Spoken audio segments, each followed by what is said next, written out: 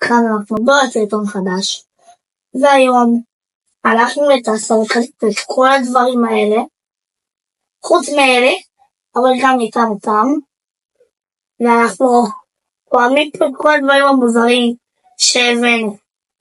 אוקיי, מאוד קל.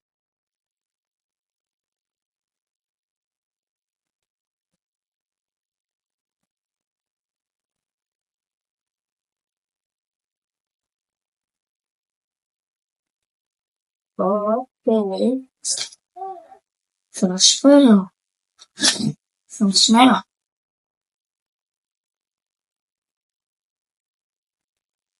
משמלו רף.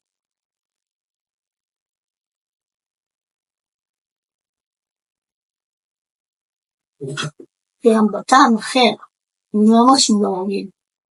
יש לזה גם סוכריות גנובות. אני לא יודע להגיד את הטעם.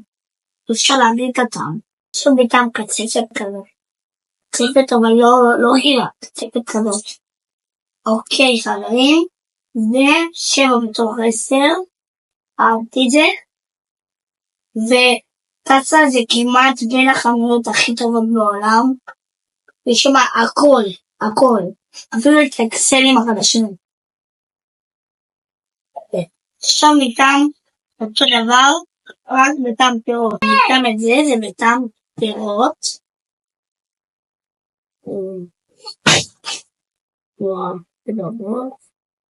לפי מה שאתם רואים, בצבע ורוד.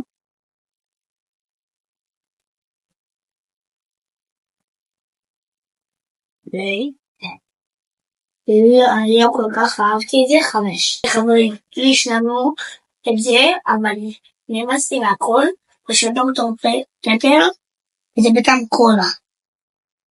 עכשיו נתחיל למשתיע.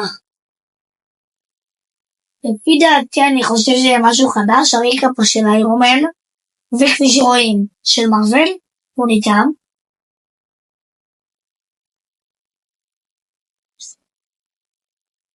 תסתכלו את הצבע. ריח טוב, ריח של אננס.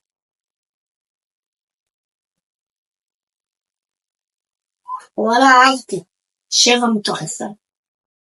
אוקיי, אז חברים, סיימתי פה. אם אתם רוצים סרטון המשך, ניתן 10 לייקים, ושאר סרטונים חדשים, אתם בסרטון הבא, הולך לעלות היום סרטון של כדורגל, אני נגד אח שלי.